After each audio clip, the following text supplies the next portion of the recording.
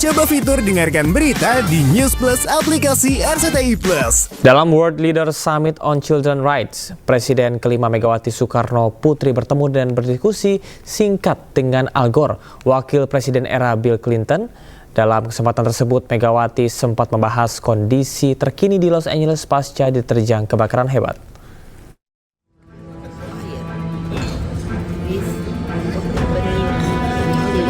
Di sela-sela World Leaders Summit on Children's Rights yang diikuti oleh sejumlah pemimpin negara di Vatikan, Megawati Soekarno Putri memberi perhatian khusus terhadap bencana kebakaran yang terjadi di Los Angeles, California beberapa waktu yang lalu. Berdiskusi secara singkat dengan Presiden kelima Republik Indonesia tersebut, Al Gore, Wakil Presiden era Bill Clinton, menjelaskan beberapa penyebab kebakaran yang meluas di Los Angeles. So I will tell you what the scientists tell me. The heat trapped in the Earth system is disrupting the water cycle, and they have something called hydroclimate whiplash. We had in Los Angeles had two extremely wet winters in a row that supercharged the vegetation, and then last March the rain stopped, and so they've had 10 months of drought, no rain, and so all the vegetation that grew out of control dried out and became fuel for the fires. Dalam kesempatan yang sama, Megawati turut mengimbau kepada BMKG untuk melakukan langkah-langkah antisipasi terhadap berbagai macam bencana yang mengancam di tanah air, termasuk kebakaran yang mungkin terjadi akibat perubahan iklim. Hal ini senada dengan apa yang disampaikan Megawati saat menjadi panelis di World Leaders Summit on Children's Rights, yang juga menyinggung soal perubahan iklim yang mengancam kelangsungan hidup umat manusia dan bumi, terutama anak-anak. Dari Vatikan, Gede Satria, iNews melaporkan. Presiden Prabowo Subianto meminta kementerian, lembaga untuk efisiensi anggaran hingga 256,1 triliun. Meski demikian, tercatat sebanyak 17 kementerian dan lembaga negara yang tidak terkena pemangkasan anggaran. Saya tegaskan kembali bahwa hal-hal di luar itu yang bersifat seremoni, upacara, merayakan ulang tahun ini, ulang tahun itu, hari ini, hari itu, kita tidak anggarkan. Penghematan anggaran diperlukan untuk membiayai program-program pemerintahan Prabowo Gibran, salah satunya untuk program makan bergizi gratis.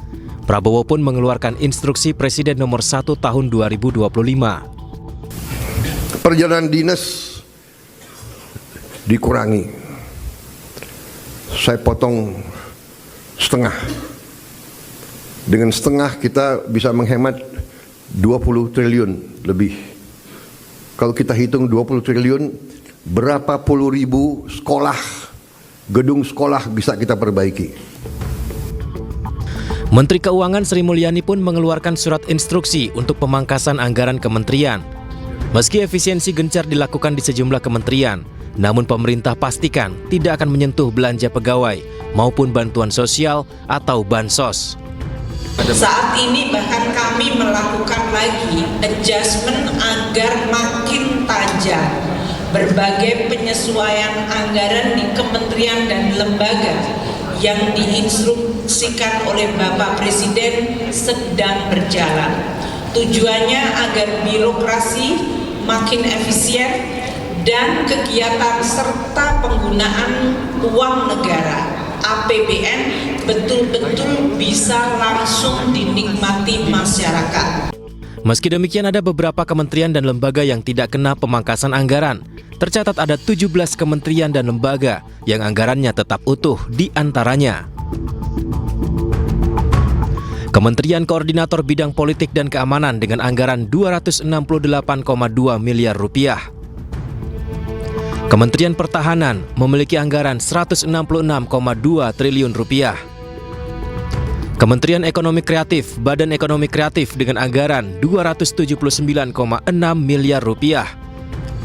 Majelis Permusyawaratan Rakyat atau MPR memiliki anggaran 969,2 miliar rupiah. Dewan Perwakilan Rakyat atau DPR dengan anggaran 6,6 triliun rupiah. Kepolisian Republik Indonesia dengan anggaran 126,6 triliun rupiah. Komisi Pemberantasan Korupsi atau KPK anggaran 1,2 triliun rupiah. Badan Pemeriksa Keuangan BPK anggaran 6,1 triliun rupiah. Mahkamah Agung anggaran 12,6 triliun rupiah. Kejaksaan Republik Indonesia 24,2 triliun rupiah. Badan Narkotika Nasional atau BNN memiliki anggaran 2,4 triliun rupiah. Badan Pengawas Keuangan dan Pembangunan atau BPKP memiliki anggaran 2,4 triliun rupiah. Bendahara Umum Negara pagu anggaran 1.932 triliun rupiah. Sementara Badan Intelijen Negara atau BIN memiliki anggaran 7 triliun rupiah. Mahkamah Konstitusi atau MK memiliki anggaran 611,4 miliar rupiah. Pusat Pelaporan dan Analisis Transmisi Keuangan atau PPATK memiliki anggaran 354,5 miliar rupiah. Dan terakhir, Badan Gizi Nasional memiliki anggaran 71 triliun rupiah. Pemerintah juga telah menyiapkan anggaran sebesar 144,6 triliun. Anggaran ini untuk memastikan ketahanan pangan nasional di tengah potensi gejolak pangan global pada 2025. Tim Liputan iNews melaporkan. Menteri Pertahanan Prancis pemirsa Sébastien Lecornu bertemu dengan Presiden Prabowo Subianto di Hambalang, Bogor, Jawa Barat. Pertemuan ini membahas tantangan geostrategis dan juga hubungan pertahanan bilateral antara Indonesia dan juga Prancis.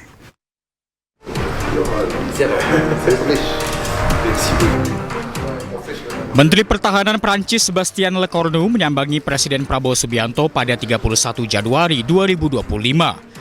Pertemuan dilakukan di kediaman Prabowo di Hambalang, Bogor, Jawa Barat. Lecornu mengatakan pertemuan itu untuk menjaga hubungan bilateral yang kuat antara Indonesia dan Prancis yang peringatan ke-75 tahunnya akan dirayakan pada tahun ini. Dalam pertemuan itu, Menteri Pertahanan Prancis juga memberikan kenang-kenangan sebuah helm pilot tempur Angkatan Udara Prancis berwarna hitam bertuliskan nama Prabowo Subianto. Diketahui hubungan bilateral Indonesia-Prancis di bidang pertahanan meliputi kerjasama pengadaan alutsista, transfer teknologi, serta pengembangan industri pertahanan.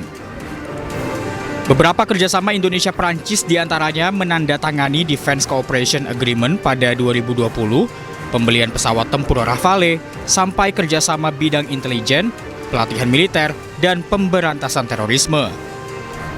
Tim Liputan iNews melaporkan.